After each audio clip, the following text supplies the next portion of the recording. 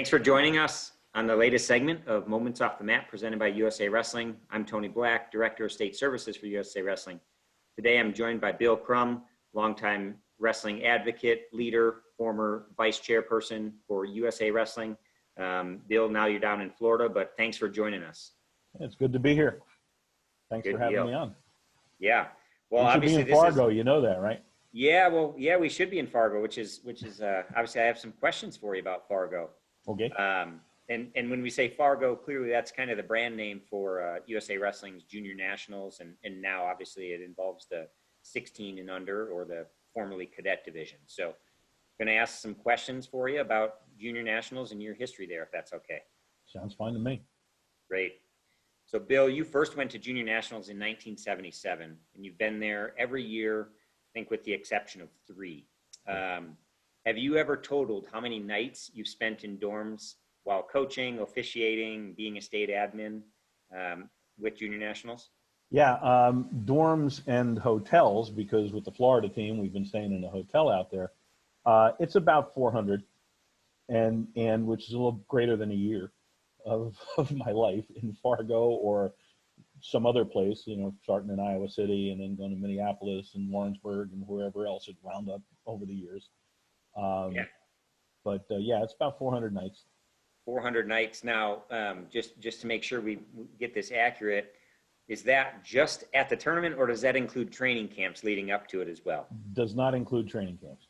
Perfect. So let's just say a good year and a half of your life you've spent away from your home in a dorm bed or a hotel bed with junior and or cadet nationals. Juniors for sure. All of them juniors at least, and some of them cadets as well. Wow, that's awesome. Not many people can say that, right? No. Sandy Stevens has us all beat though.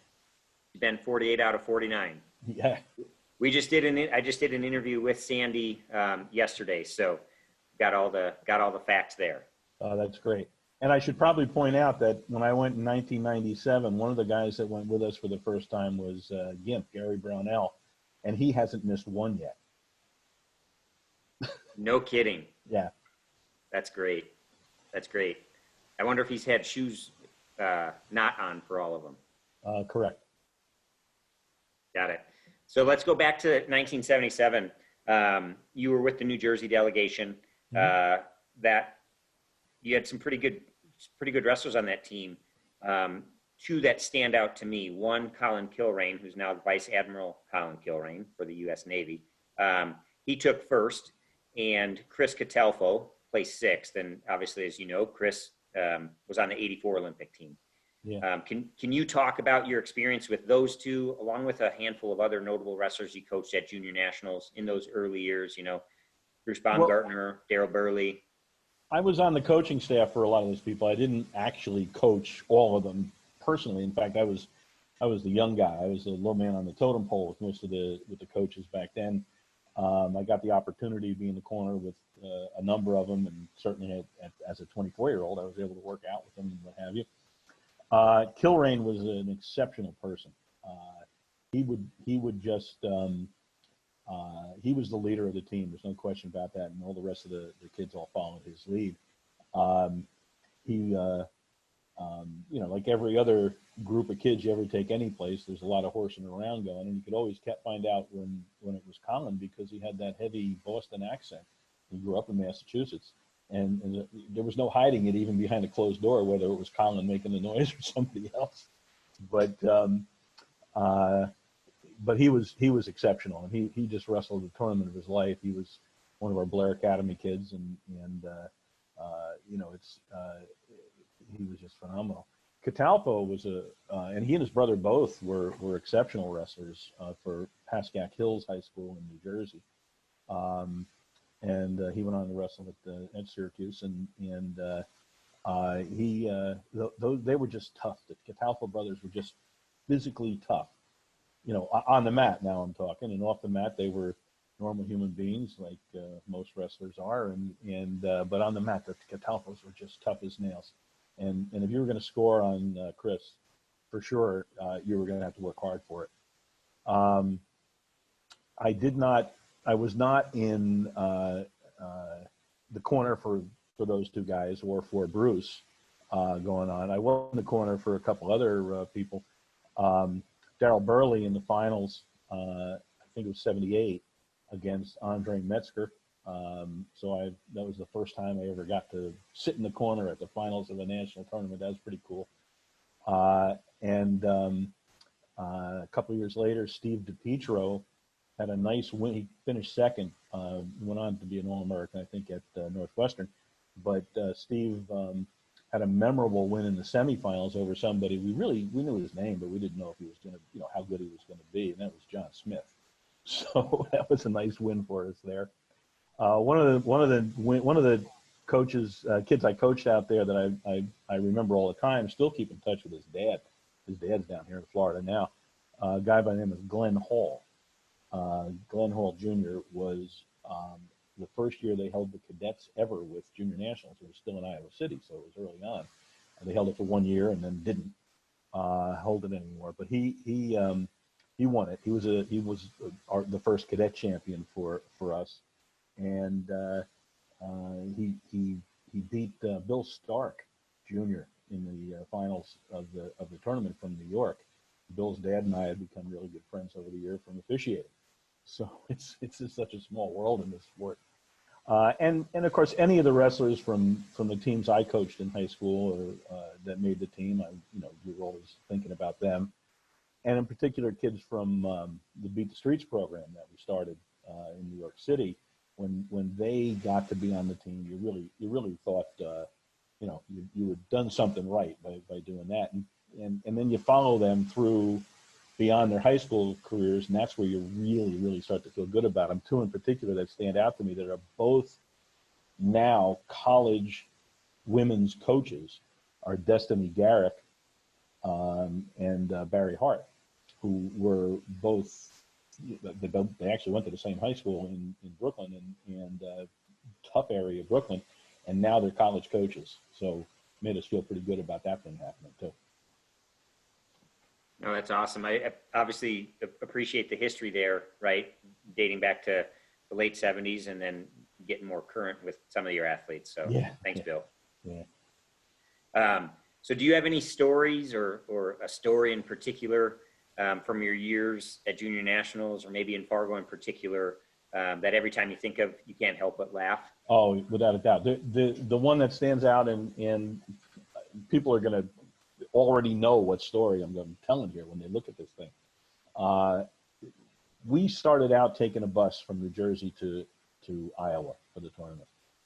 After a year or two or three, I don't remember exactly how many years, we kind of outgrew a single bus. So we opted to take a van. And the team all met at Phil Portusi's house because it made sense to meet. There were no cell phones in those days and, no computer, email, or anything else. So it made sense to meet where you could get on a telephone if somebody was missing or whatever. And not only that, the bus company that we used was owned by a friend of Phil's, so it made sense to be close to where the bus company was. Well, we decided to take a van, and the plan was for everybody to, all the adults to rotate in and out of the van and the bus. So the van would stay behind the bus all the way out. So Phil Portusi and I decided we'd take the first shift in the van. Guys like Nick Malonis and Luke Scove were in the van with us, and it was just a hilarious group of kids we had. So we decided we needed gas, so we were going to take off and hit Route 280 and start our way out there. And we had CB radios, which is how we would communicate with the bus at the time, and we'd catch up to them, or they'd let them catch up to us once they started rolling. Well, it turns out that after they started rolling and then we got back on the highway, that there was something wrong with the bus. So they had to go back and either switch buses or fix what was wrong with it. So they were way farther behind us than we anticipated. So we're on the CB radio driving first through New Jersey. Now we hit the Pennsylvania border. And we're on the CB radio. Hey, does anybody see a bus out there with the words Valley Transportation on the back? Well, it turns out that what we said was, does anybody see a bus with Valley Transportation? Somebody comes back and says, is that a white van with blue trim? And we thought they were saying, are you in a white van with blue trim? And so we said, yes. And they said, well, it just passed mile marker 186. And we look out and we'd be at like 187. It's like, okay, step on the gas. We got to go. And we went clear across the state of Pennsylvania, having no idea, thinking we were behind them, when in fact they were behind us the entire time. So we hit the Pennsylvania-Ohio border, and there is a rest stop that we pull into. And we're just about finishing having dinner and everything else. And one of the kids looks out the window and sees the bus going by on the interstate. And it's like, okay, let's go. And we get in the van and we start chasing it. Well, again, what we did not know was that as that bus went through the toll plaza, it was told that the weight was off balance. They had to circle back and come back and go through the toll plaza again. Well, while they were circling back, we went through. So now we're ahead of them again. We chased ourselves clear across the state of Ohio. We never did see them until we got all the way to Iowa City. It was the two of us drove all the way from New Jersey out to Iowa City. Obviously, that couldn't happen now, right? Everybody have their cell phones. Oh, yeah. Know exactly where everybody is. Yeah. And if you told that story to a bunch of 14 and 15-year-old kids from Florida, they would probably look at you and not know what a CD radio is. Not only that, they'd say, you took a bus? Yep. There was another story where one of the first years, I'm not going to mention names, I don't want to embarrass anybody here, but we had one kid on the trip who had not done much traveling, and he couldn't wait to see the Mississippi River. That was his whole thing on the trip. He wanted to see the Mississippi River. Well, of course, the rest of the kids took advantage of that, and every time we went over a puddle, hey, there's the Mississippi, there's the Mississippi. And finally he caught on that everybody was just lying to him. And the one time he didn't react to it was when we actually crossed the Mississippi.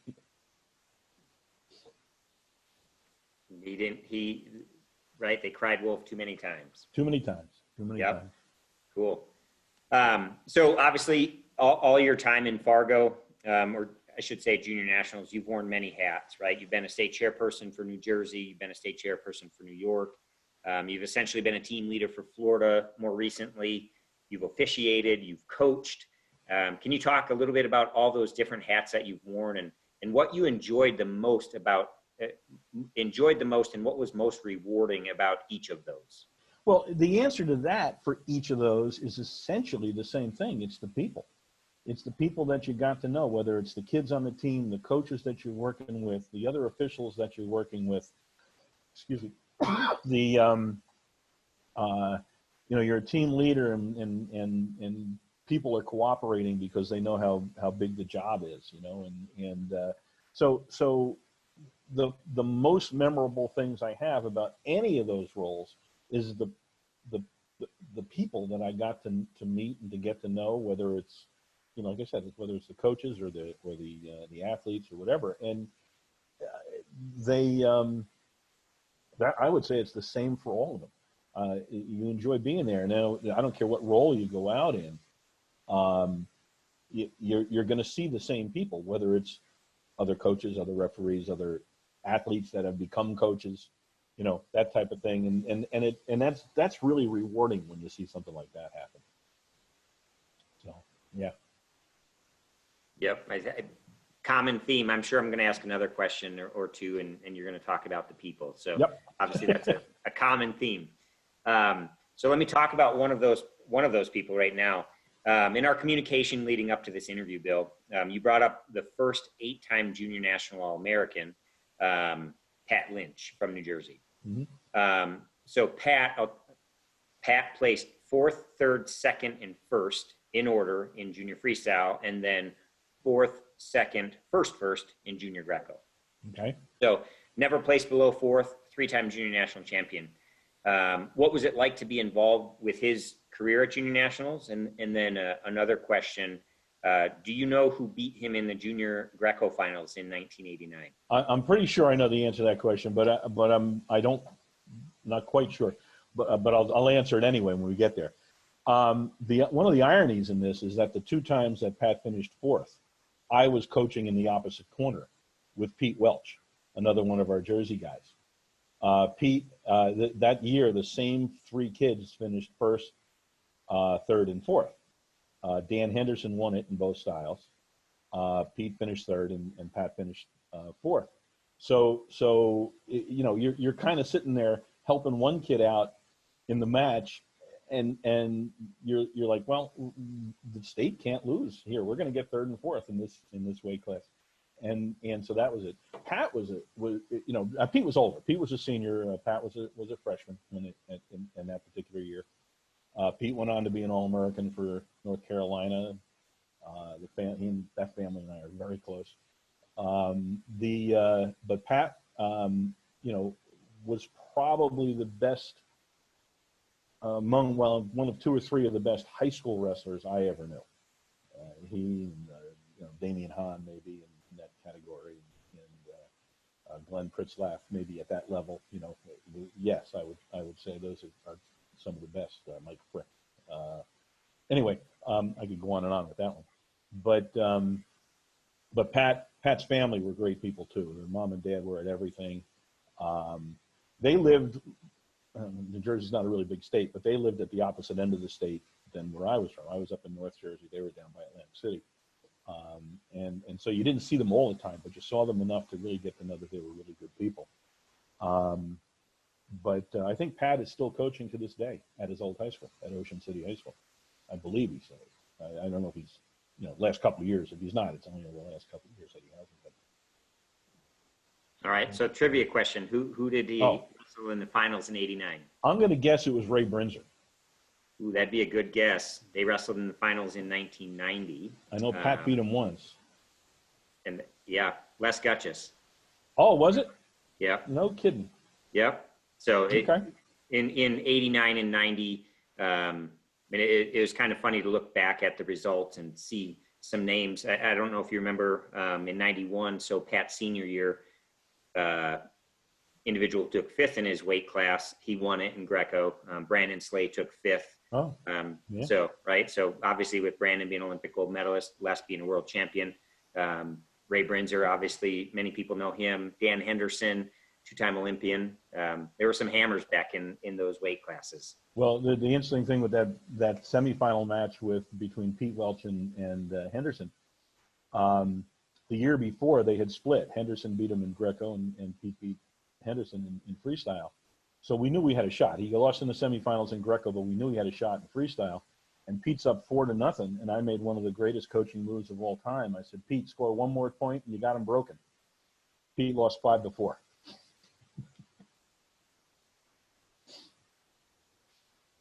Anyway. That's good. So this is a bigger question, I guess, for as we refer to it, junior nationals. But with USA Wrestling, you were on the board of directors for nearly 20 years, right? Early 80s to early 2000s. What's that? Day one of the board of directors. Yeah, right. When it became the NGB. Yep. So in 96, the decision was made to combine cadet nationals and junior nationals. Okay. Atlanta was hosting the Olympics were in Atlanta. Obviously, a lot of key people, staff and volunteers, were going to be tied up with that, and they needed to free up a little bit of time. So do you remember the discussion, how that went to combine, to bring cadets? I think in 95, they were in Lincoln, Nebraska. Let's bring that cadet nationals, bring that to the Fargo Dome. We'll have cadet and junior nationals, probably 4,000 participants or so. Was anyone opposed to it? Did you guys have any idea what you were going to get into? And lastly, did you guys look around the corner and think that it was going to be a permanent decision, or was it meant as a one-year fix?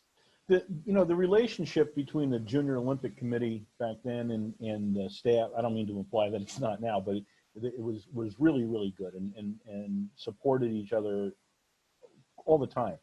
And so, staff brought to us this exactly as you just described, that so many people were going to be in Atlanta that to try to run the two would be basically you bought an extra 10 days by combining them. So nobody was really opposed to it. Lots of people asked questions. I don't recall anybody in particular saying, no, we can't do that type of thing. All right, so that went pretty well. I know that when it came time to start looking at the schedule, I was one of the 2 or 3 people that were looking and basically saying, well, we could do this, and then, putting it together. So putting the final, working with Pete, put the final schedule together, we were able to do that. Nobody, I don't believe, thought it was a permanent move until it was a permanent move. It wasn't presented to us as, hey, we want to do this forever. It was presented as, we want to do this once. And it worked,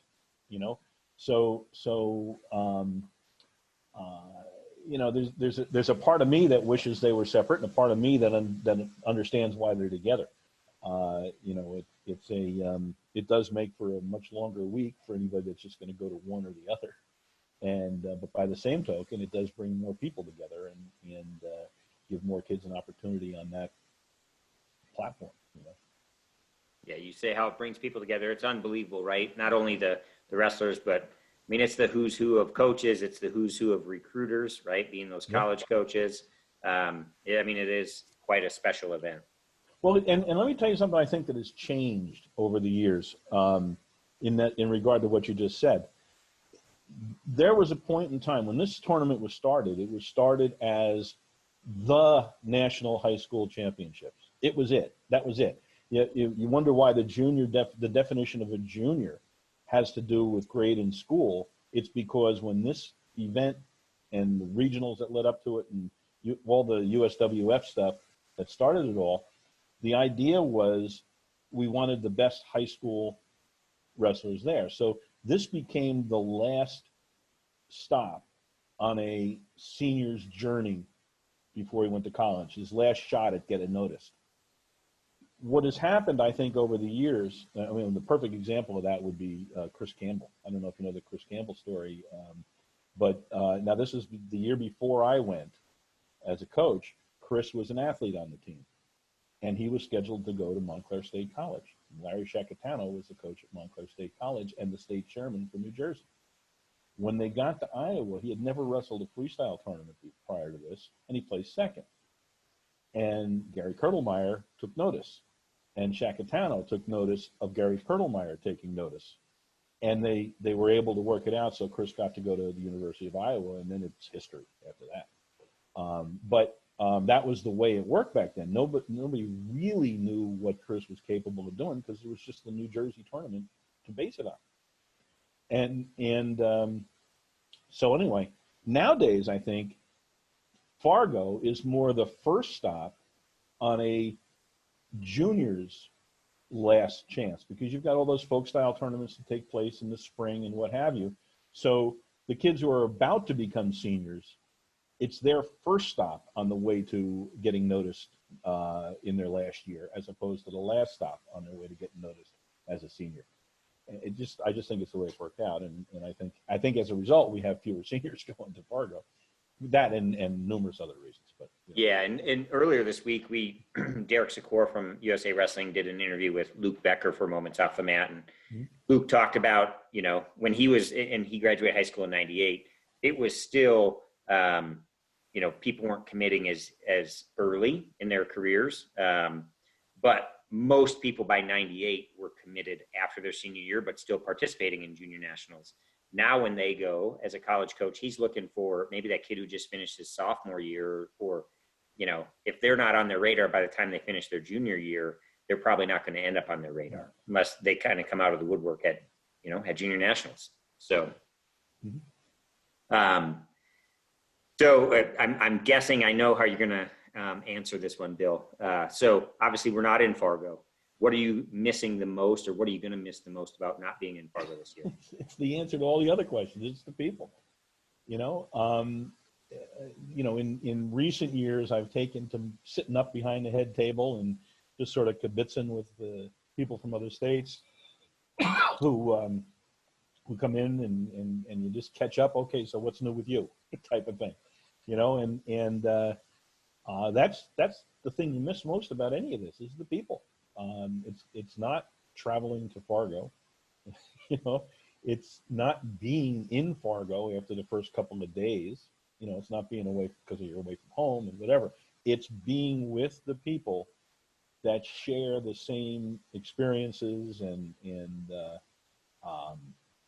visions that you have, and getting a chance to, you know, talk with them, argue with them, you know, whatever, and then go have a beer with them. So, and I'll apologize on your behalf in advance of asking this question because it's probably not fair that I ask it. But you mentioned the people. I mean, who are some of those lifelong friends that you've made as a result of junior nationals, whether they're from New Jersey or New York or Florida or, you know, anywhere across the country? I mean, who are some of those people? Well, I mentioned Gimp earlier, Gary Brownell, who's been on this trip. He was my best man. I mean, so that I'd say that's a lifelong friendship. Phil Portucci, who's no longer with us, he and I started, and that he was part of that crew in 1977 that started going out, and then he became quite a good official. The whole Welch family, John Sr., John Jr., Penny, Pete, they're just terrific people, and very good friends of mine. Chris Curtis, who's become thank you guys from Wisconsin for giving him up to us when the time was right. Mike DiPiano, Sandy Cagio, Pete DiBiase. I did make a list, by the way, and I know I left people off because I was making it 10 minutes before this call. Vern Zellner, who we lost this year, Steve Combs, Tim Johnson, from Bob Morris from the old USA Wrestling staff, Rick Tucci, Bill Steckline, Tom Clark, who's no longer with us, from, you know, referees, and a million other referees that if I picked one, I'd be in trouble for picking that one and not picking, you know, 35 other ones. Rick Gumbel, Dean Zini, Jackie Davis, Cappy Weiner, Isaac Ramaswamy, Ed and Marcia Gould from the New York crew, and I know I'm definitely in trouble for missing some people there. Sandy Stevens, Dwayne Morgan, Greg Chappell, Fred Lerke, you know, Leroy Evans, Ted DeRoos, Frank Rader, who we lost a few years ago, John and Dee Hyman, who I've been able to reconnect now that I'm in Florida, Chuck and Sherry Elvin, again, no longer with us, guy by the name of Dave Black from Wisconsin, who I think you know, Doug Paulson, Jeff Buxton, Tom Hutchinson, and then there's the Florida, the guys, Dale Cody, Steve Mocco, who's our state chairman, was an athlete on the New Jersey team when I was refereeing. I'm one of the very few people in this country who can tell you that I've reffed a match that Steve lost. It was in the finals of our freestyle state championships his freshman year. We lost to Antonio Garay, and then the two of them met for third place out in what is now Fargo. I don't remember if it was Fargo or Northern Iowa. You know, Fargo. They all blend together. Yeah. Okay. J.D. Robbins, Sean Sheldon, who I've known forever.